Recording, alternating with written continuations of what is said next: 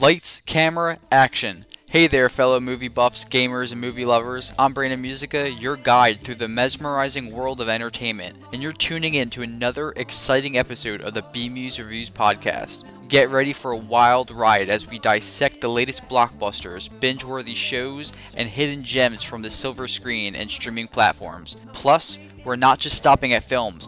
Buckle up for occasional tidbits from the gaming universe and the rhythm of the music industry. Oh, and did I mention we're also taking nostalgic trips back in time with some retro reviews? But hey, our interaction doesn't end there. Follow us on Instagram, X, and TikTok at BMuz Reviews for exclusive behind-the-scenes content and updates. And if you're listening on Spotify, YouTube, iHeartRadio, Amazon Music, Google Podcasts, or any other platform, you're in the right place. YouTube listeners, a special shout out to you. Don't forget to like, subscribe, comment your thoughts below, and ring that notification bell. Your support keeps this show strong. Have burning questions or a topic you're dying for us to explore? Shoot us an email at bmuzreviews@gmail.com. Subject line podcast question/topic, and we might just dive into it. Enough chit chat, folks. Let's dive straight into this week's headlines and reviews. Welcome everyone to the BMuz Reviews podcast, where movies, games, music, and nostalgia collide.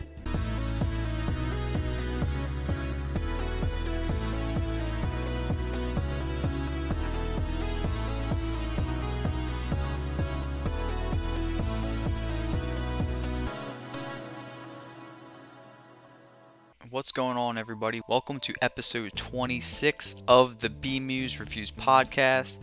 A very belated Happy Hanukkah, belated Merry Christmas, and belated Happy Kwanzaa to all of you who celebrate. Thanks for tuning in. It's been a great holiday break. Looking forward to get back into it. We got a ton of films to keep catching up on to catch us up through the holiday break into our new year, end of year podcast episode, which will be out in a few days. So be sure to tune in for that. We will be recapping the entire year of film 2023. We'll be looking at some of my favorite films that I've saw throughout the year, some of the worst films that I saw throughout the year, some of the best performances, male and female category. So we're going to take a look at all of that, do a deep dive in just a few days. But like I said, we do have some films to catch up on to get us to that point. I'm not going to waste any time. We're going to jump right into it here. So the first film review to catch us up throughout the rest of the summer films. We're going to talk about some of the films that I saw towards the tail end of the summer, at the beginning of the fall, all through this past month. Alright, let's jump right in here. Let's get into our first film review today. The first film we're going to look at today is Jules. So I got to see this film. It wasn't really talked about all that much, and it wasn't really marketed that well. I will say I really had a great time with this film. I really absolutely loved it. I got a chance to check this film out with my buddy Sean, it's just an adorable film. It's charming, it's upbeat, funny. It features old-fashioned storytelling with an emotional core. Ben Kingsley is absolutely brilliant as the main character, Milton Robinson. There's just so much good things to say about this film. I was really pleasantly surprised by it, and it sucks that not a lot of people went to go see it. It co-stars Harriet Sansom Harris and Jane Curtin. The director, Mark Turtletaub, delivers really an imaginative and delightful film. It's well crafted in its script from Gavin Steckler, and it has a really beautiful score by Volker Bertelmann as well. Really glad that I took the time out of my day to see this film. Really enjoyed it. It'll make you smile and leave you with a nice, warm, cozy feeling. I definitely recommend checking this one out. It was a good time. It's different, it's quirky, but you know what, it's a very short film. I think it was honestly, it might have been a little under an hour and a half, to be honest. It was a very short film, really enjoyable though, very different, very unique, but certainly memorable, and that's Jules. Definitely recommend checking that one out. Alright, next film review today is for Blue Beetle. I gotta tell you, this film was an absolute blast. I had a great time watching this. I was really super impressed. I went in with I don't even think could be lower expectations. It was not getting any buzz in the box office. It was not making a ton of money. I don't think it did make a ton of money in the end. It might have even lost money. When I went to go see this, I was super impressed.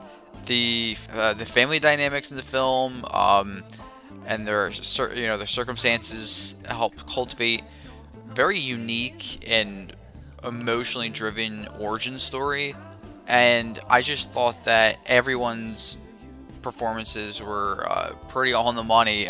George Lopez even being in it. I had no idea he was in it. Plays Uncle Rudy. Truly like the MVP of the film. Absolutely love it. Susan Sarandon even serves as the main villain of the film.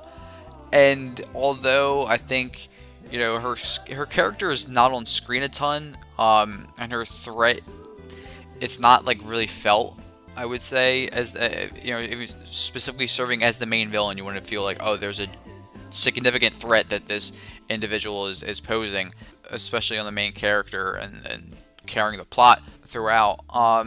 You know, Sarandon is a terrific actress, and she adds a lot of strength to this film, even though, like I said, she's not given a ton to do on screen. Oh, but you know, I cannot forget to mention that another one of my favorite performances in this film comes from Adriana Barraza, who stars as the ultimate badass, Nana Reyes. Yo, Nana Reyes for the win. The absolute GOAT. If anything ever goes down, first person I'm drafting, Nana Reyes, hands down. He's gonna take care of some business. Does not play around. We grabbed the Gatling gun like right away. It was hysterical. But I highly recommend checking this film out. I know DC hasn't had the best PR as of late. It hasn't been looking good overall. But you know, with the new DC wave coming from with James Gunn and everything, I mean, we'll see. But overall, I would definitely give this film a shot. This is a fun film. It's a fresh take on the origin story. It's creative, it's diverse, and we haven't seen it before. And I really had a great time with this film. It was a lot of fun. Highly enjoyed it. Definitely recommend it. Blue Beetle.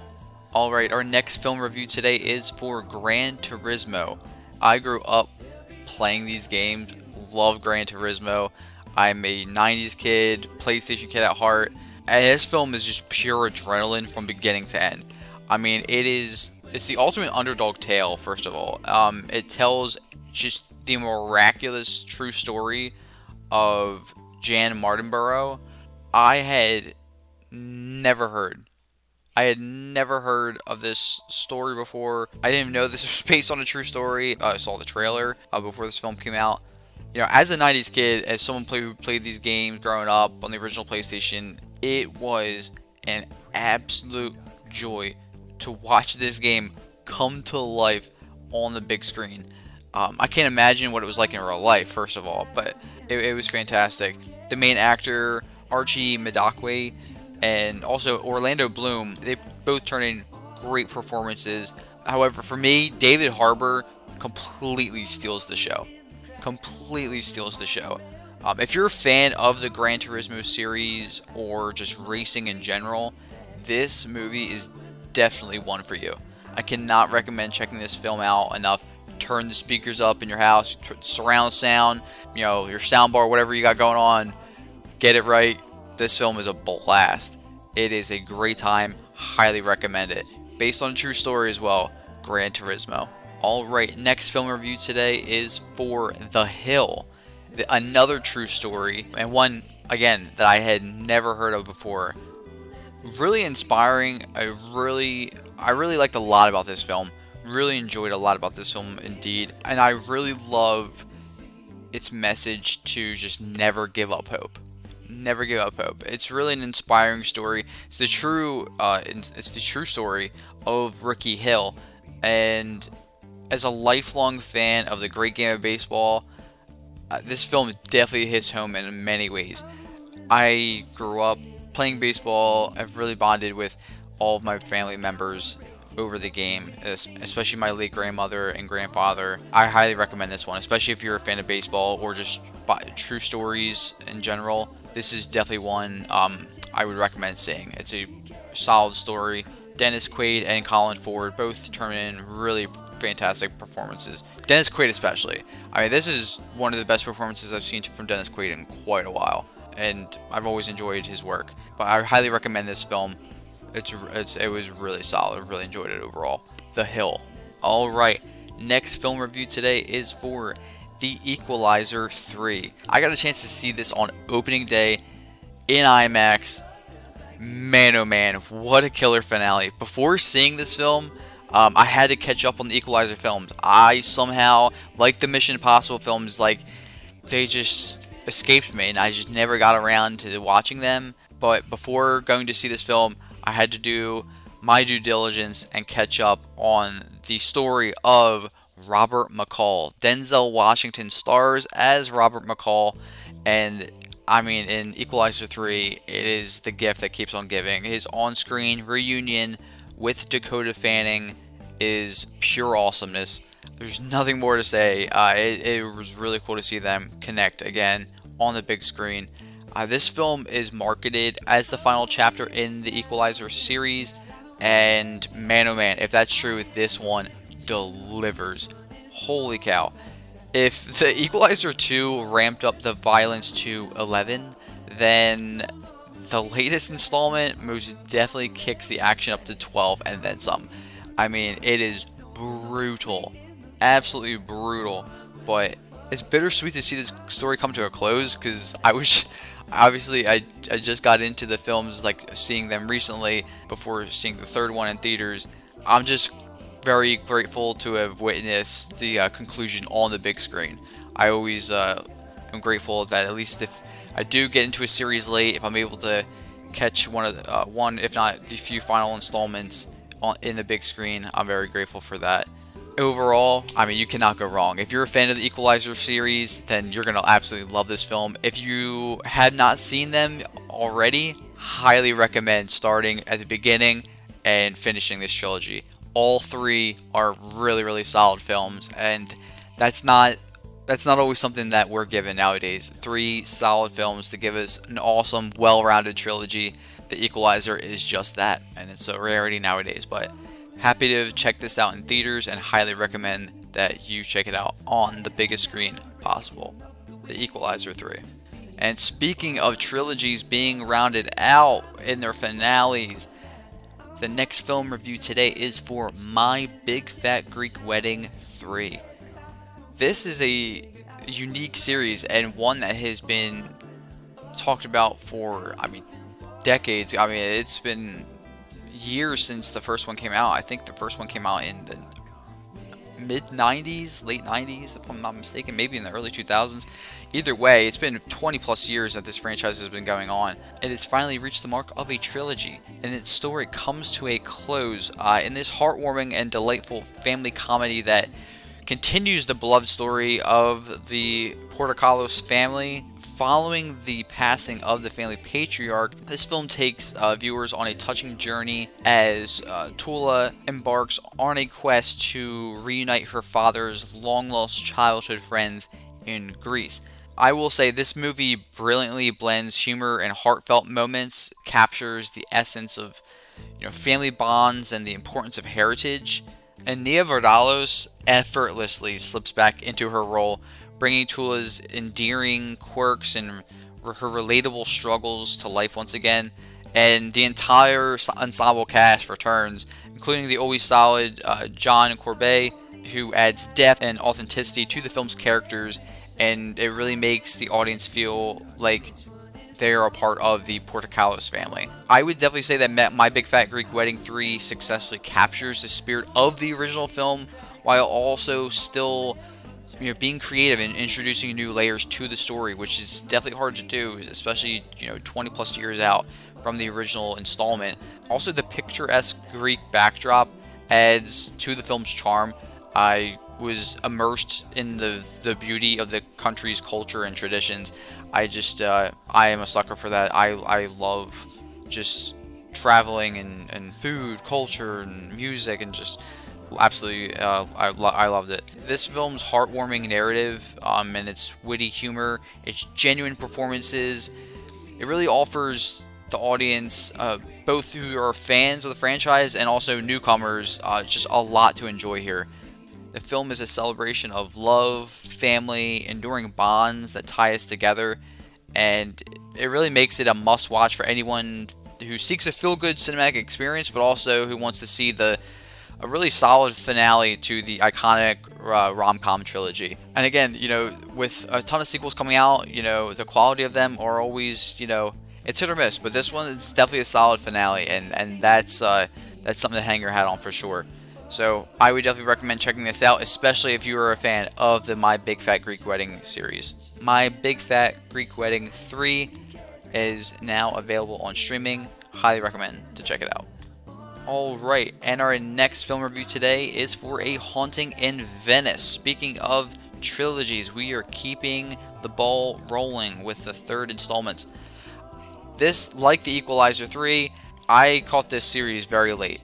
I had no idea until I saw the trailer for this film that it is part of a greater series. I had no idea that the Murder on the Orient Express and that the movie Death on the Nile, they were all related. I did not put two together. Agatha Christie novels with Detective Poirot. I did not put it together. I just kept seeing. I'm like, oh, this character keeps popping up, and then you know, light bulb. It's the third installment. You know, and of course, before seeing this film, I wanted to make sure I was caught up on the series overall, and I really enjoyed them. I love murder mysteries. I love the whodunits.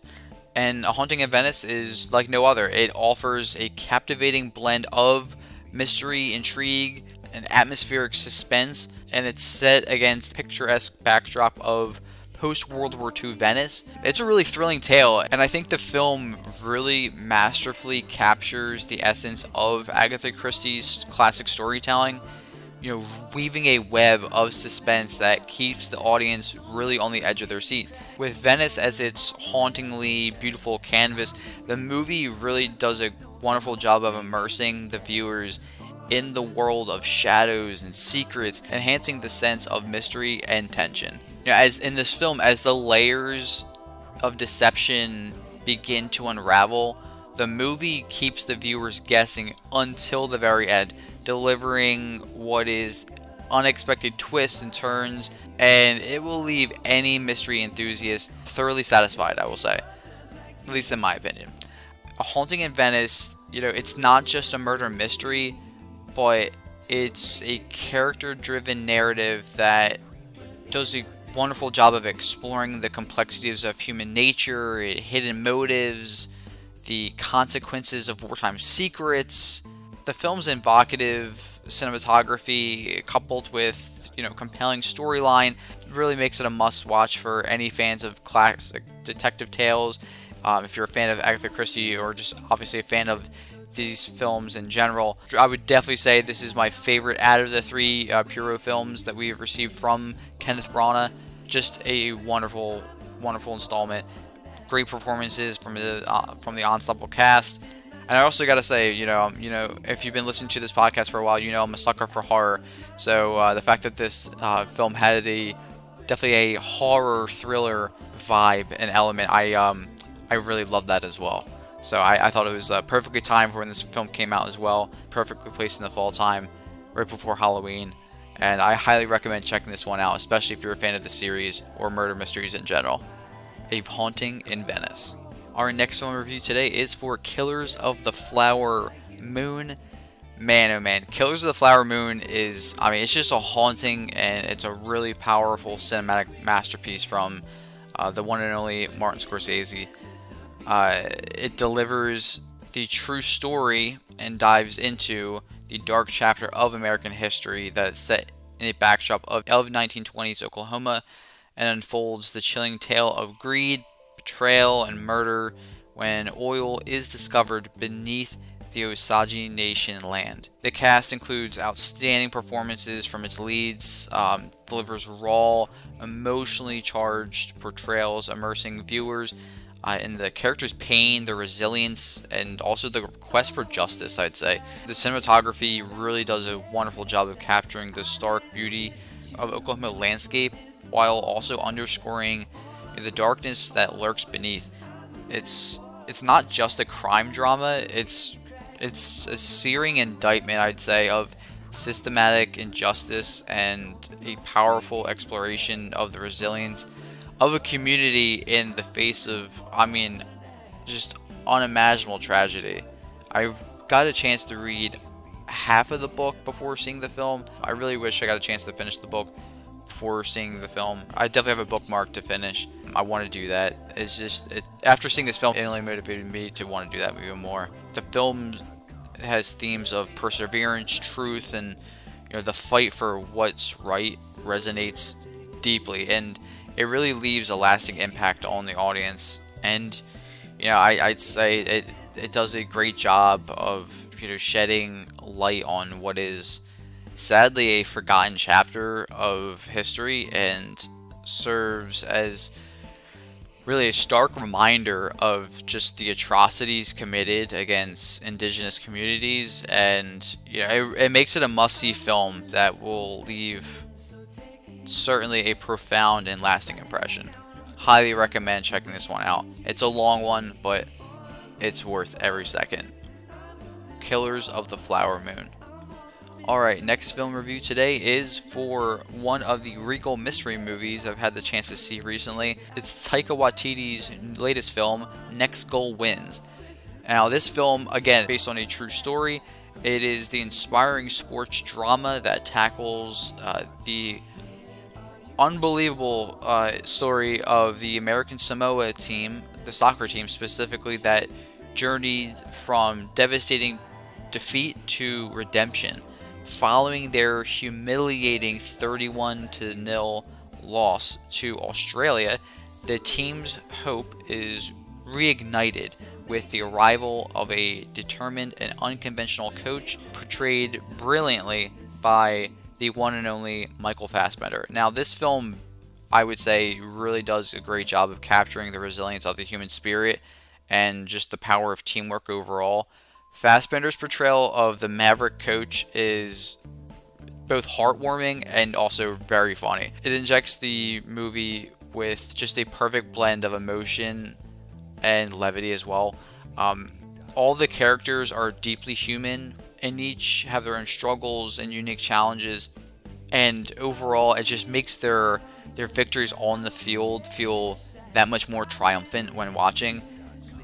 I think this film really does a great job, not only serving as a sports film, but just a heartfelt exploration of camaraderie, determination, and an individual's pursuit of dreams, or a set group and their pursuit of dreams. The movie has a really uplifting narrative, and it's coupled with strong performances and authentic storytelling. It's just a great film from Taika Waititi. I really enjoyed this film. You can get ready to laugh and cheer, and just be inspired by the ultimate determination of these underdogs as they chase their next goal and redefine their place in the soccer world. I really enjoy this film. I really enjoy this film, and I believe that you will too. Highly recommend taking the time to check it out. Next Goal Wins. Alright, next film review today is for The Holdovers. I gotta tell you, if you're looking for a holiday film, the holiday season, technically to me, it's not over until the new year. But, with that said, if you're looking for any more holiday films to watch and add to your list, I definitely recommend The Holdovers. I loved this film so much. It intertwines comedy and drama beautifully. It just depicts the trials of human condition, I'd say, and I wrote that in my review. It's just a fantastic movie. I love this film, and thinking about it more just makes me want to watch it again. Alexander Payne really did a wonderful job creating this film, and it has all the makings of a cult classic. I am still in awe by the creative efforts and the dedication to ensuring that every single ounce of this film feels as though it is, from the early 1970s. It's marvelous. I loved it from beginning to end. You show this to somebody, you would never know this film came out in 2023. You just wouldn't. You would not. From beginning to end, everything about this film screams 1970, 1971. I love it.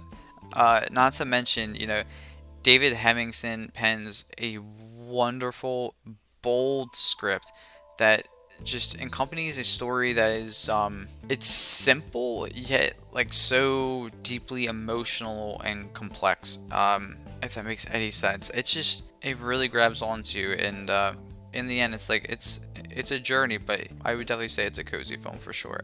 I definitely foresee this film snagging multiple, at least I hope, multiple Academy Award nominations, especially Paul Giamatti, who, I mean, the man is a unbelievably underrated actor, in my opinion, and again, he just turns in an outstanding performance as lead character Paul Hunnam. I cannot recommend this film enough. Please go see it. It's playing in a theater near you. Do not miss an opportunity to see it. If it's available streaming already, definitely take the opportunity to watch it for sure. It's a wonderful film for the holiday season, in my opinion, and it's one that I will surely look to revisit again and again. The Holdovers. Alright, next film review today is for What Happens Later. Got a chance to see this film in theaters, and it is marketed as a rom-com, but I would say it certainly falls more so along the lines of just a traditional dramedy. Director Meg Ryan pens a heavy emotional script with Stephen Dietz and Hal Liggett. Ryan, alongside her co-star David Duchovny, who love David Duchovny, anything he's in, as well as Meg Ryan. You know, they utilize every ounce of their on-screen chemistry, I will say, and it's in an effort to tell the story of ex-lovers who see each other for the first time in what is years, and they suddenly find themselves snowed in at an airport overnight. I can definitely tell this definitely seems like a movie that was filmed during, you know, COVID and all that, but I could be wrong. I mean, it certainly feels like a play as well. It's just, it feels small. That's all I mean. It feels like a small film, and it's very much dialogue driven. Very heavy on the dialogue. But again, that turns out well, I'd say, for this film and what it was going for, because of how strong not only the performances individually are between Meg Ryan and David Duchovny, but the chemistry between the two is certainly strong. The first two acts of the film are followed up with a predictable yet hoped for third act. However, man, I would say the ending is so abrupt and just left me very confused, and I'll just say, like, unsatisfied. Like, either this ending was intentionally placed in order to set up, I guess, a potential yet highly unlikely sequel, or, I mean, it just simply missed the mark. I don't know. I'm not sure if this was based on a play, but I mean, it was just very strange to see how this film ends so abruptly, and there's almost no resolution in a way. It's very strange. All in all, I still enjoyed the bulk of what this film has to offer. I will still stand by my statement, and I wrote this in my review that, you know, a few months ago I said that rom-coms are back, and I still stand by that. I still stand by that, even though the ending is not one that I saw coming or necessarily thrilled by. You know, it is what it is. I still had a great time with 85% of this film, especially the chemistry and dialogue between the two main characters that we saw. So, if you're looking forward to checking this one out, still recommend you do so. I'll never recommend you not check out a film. All films are subjective, as are the opinions that come along with them. So, with that said, I always recommend checking it out yourself and forming your own opinion, and please feel free to write to me and let me know your thoughts. Alright, next film review today is for The Hunger Games, The Ballad of Songbirds and Snakes. This is honestly my favorite installment of the series. I absolutely loved the performances, the cinematography, as well as the score. You know, this film is set during the 10th annual Hunger Games, following Tom Blythe as Coriolanus Snow, as he mentors and develops feelings for the female District 12 tribute Lucy Gray Baird, played by Rachel Zegler. I had not seen the ending of the Hunger Games until seeing this trailer. Once I saw the trailer for this film, I definitely wanted to make sure I got caught up on the Hunger Games story. So I went back, watched the films, I got caught up on the storyline, and I gotta say, I still stand by my statement that this is my favorite in the entire series.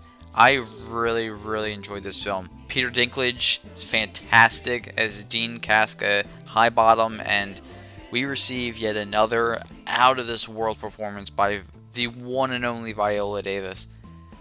Absolutely love Viola Davis. Anytime she's on screen, I'm just glued to whatever she's doing or saying. This time, she plays the character Dr. Volumnia Gull. Evil and menacing and wild. Absolutely wild. Just a fantastic performance as always, though. In the end, all I can say is that after going into the theater with the lowest expectations, close to none at all, not only was I extremely impressed, but the 2.5 hours of the film honestly left me wanting more. I heard there was a report that the original cut of the film is close to 6 hours. You can bet that yours truly would watch every minute of that bonus footage. I really, really loved this film. Yeah, really, really enjoyed it. If you're a fan of the Hunger Games series, I cannot recommend this film enough. The Hunger Games, The Ballad of Songbirds and Snakes. Alright, our next film review today is for Thanksgiving. I'll tell you what, I had no idea what this film was about. I heard about this film a long time ago, that Eli Roth was working on a Thanksgiving film.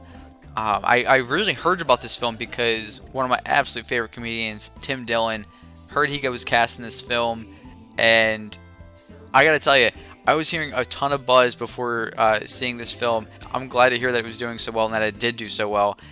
This was an absolute blast. I got to see this in a packed theater, matinee screening on a weekend, and it's a really unique, original, fun-filled, hands down one of the best horror comedies that I have ever seen. Eli Roth is the man, just a movie-making genius on full display in this one. Jeff Rendell's script blends the perfect amount of, what is stomach-turning gore, and just gut-busting laughs. It is a wild film. It goes all in on comedy and it goes all in on horror. Like, it is the perfect blend of two. Films like Thanksgiving are my favorite to watch in theaters, especially with large, high-energy crowds. Just such a breath of fresh air. This took me back to when I got to see an advanced screening of The Blackening. Just a packed theater, and it was just a great time, and I was recommending it to everybody for the next 2 months before that movie came out, just to preface how much I really enjoyed that film and how fun it is seeing it in theaters with an audience like that. Not to mention this film, Thanksgiving, it's really awesome to see Patrick Dempsey return to star in a slasher-style horror film. Especially post Scream 3. We never got to see him in another Scream film, so seeing him return to horror, especially the slasher style, I really enjoyed that as well. And again, having this movie feature an appearance by one of the funniest human beings on the entire planet, Mr. Tim Dillon. This film has it all. And I really want to watch it again.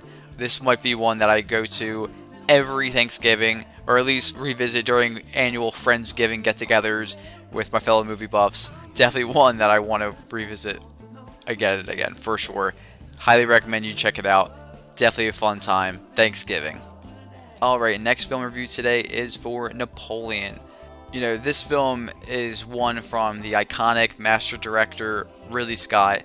He delivers yet another epic, and this time presenting the volatile rise and fall of French Emperor Napoleon Bonaparte, played by Academy Award winner Joaquin Phoenix, and his unyielding pursuit for power through the prism of his addictive and unstable relationship with his wife, Josephine, who is played by Vanessa Kirby. I will say the performances are very solid. The battle scenes are grand. They are very epic. They rattle you internally as well as in your seat. Ridley Scott delivers just pure magic in those areas, especially with help from writer David Scarpa, cinematographer Darius Wolski, and just an excellent score from Martin Phipps. Overall, I did enjoy this film and its artistic elements, but while watching and during my post-screening reflection, I was just unable to identify any true like spark. The battle scenes are epic and they have the magic and the imagery there, but the rest is just, to me, it was just very I don't know how to explain it. Just many of the scenes just were not as compelling to me as others, so I'll just say that.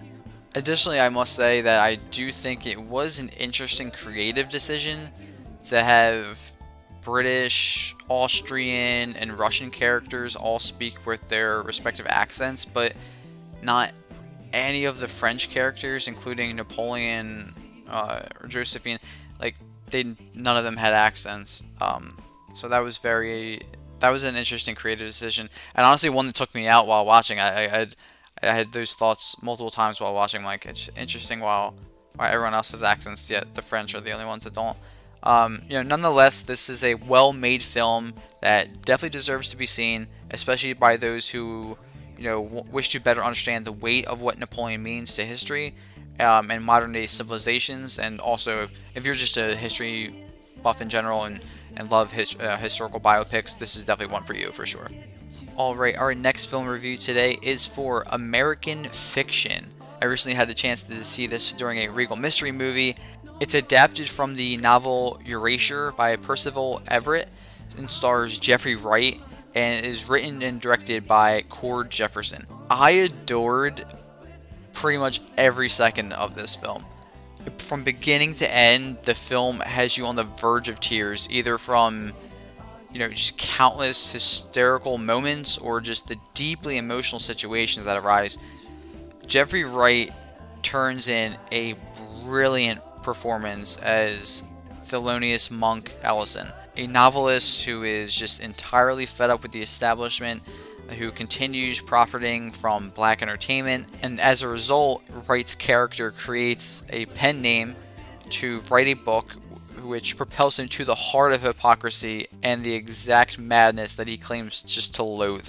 While they are on screen, Sterling K. Brown is another major presence, appearing as Clifford Cliff Ellison. I mean, his character is just one that is evidently good at heart, yet just continues to suffer with what I can only describe as a beautiful yet poetic pain. Not to mention the unsung heroes of the film who undoubtedly steal your hearts, as they did in the entire theater.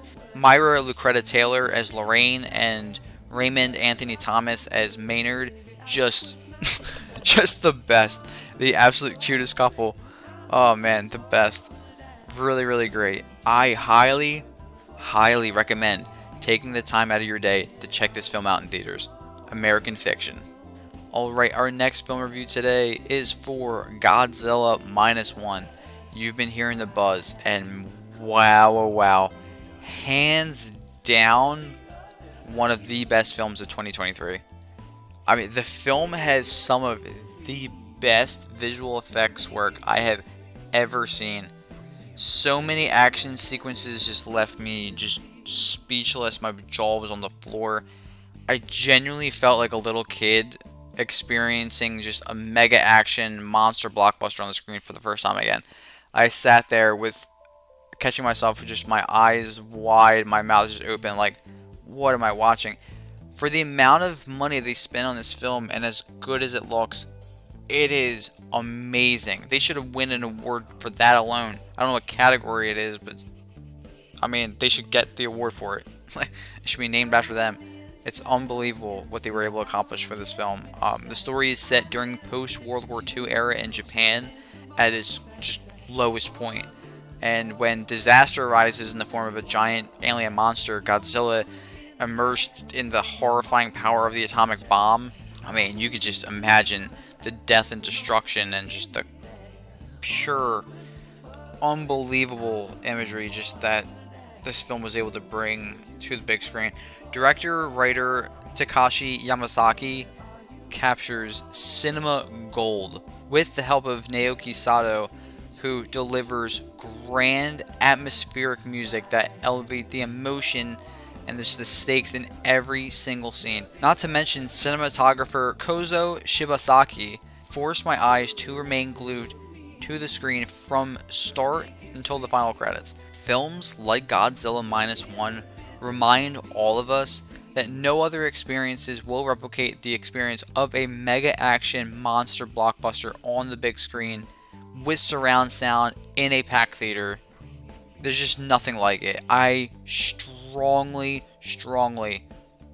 cannot recommend this film enough. Go check this out in the biggest and loudest theater possible. Go see this. Do not miss your chance to see this film in theaters. I implore you. If you're looking for a mega blockbuster to go see, this is the one. Godzilla -1. Highly recommend. It is unbelievable. Alright, next film review today is for Dream Scenario, starring Nicolas Cage. I'll tell you, A24 certainly never disappoints or fails in their attempt to create wildly creative, just stunning, imaginative stories, just with visuals that are unlike anything else, that can only be described as otherworldly. This film centers around a mundane family man who suddenly finds his life turned upside down. Millions of strangers begin to see him in their dreams. While his nightmare escapades take a nightmarish turn, he is then forced to somehow navigate his newfound fame. Cage is brilliant as the main character Paul, and writer-director Christopher Borgli, he hits a home run with this one. There are countless scenes that capture the entirety of your imagination, as well as several very off-putting dream situations. Additionally, this film, from beginning to end, to its third act, it presents itself more so as a comedy, but then takes a very dark turn. The film is slated as a comedy horror, and I do see that, but I would say the drama and deeply depressing third act is what fuels that horror aspect the most, and it's felt as an audience member for sure. This is a very different film, but I really enjoyed it, and I highly recommend you check it out as well, especially if you are a fan of any work from the brilliant company, the one and only A24.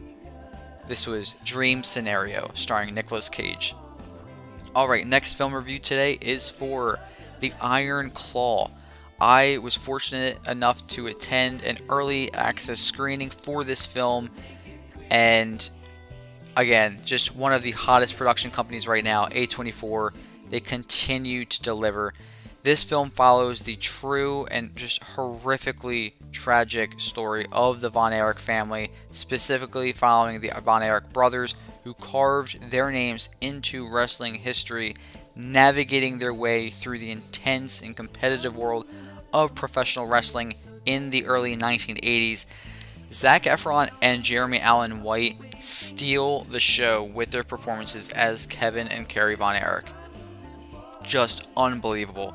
Holt McElhenney is just fantastic as Fritz Von Erich, serving as the film's, I would say, main antagonist or villain. Not to mention, Maura Tierney delivers a truly stellar performance as the incredibly strong Doris Von Erich.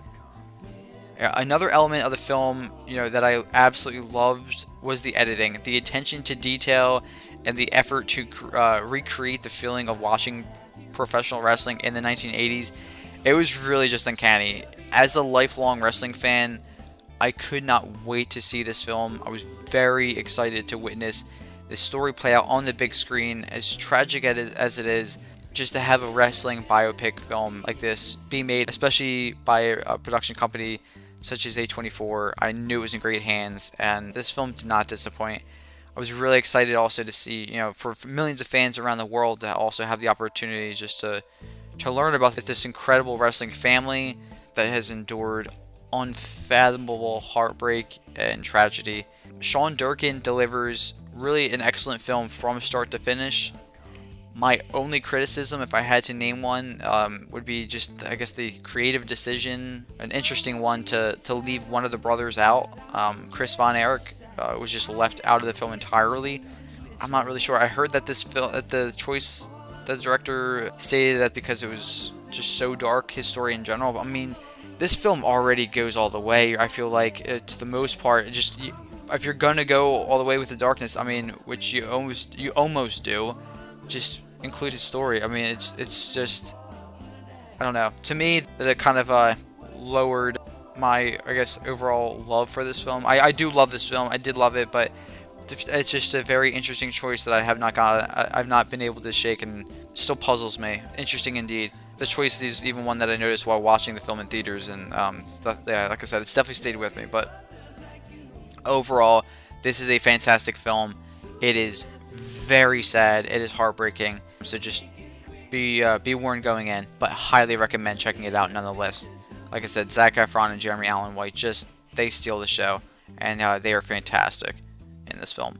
The Iron Claw. Alright, next film review today is for The Boy and the Heron.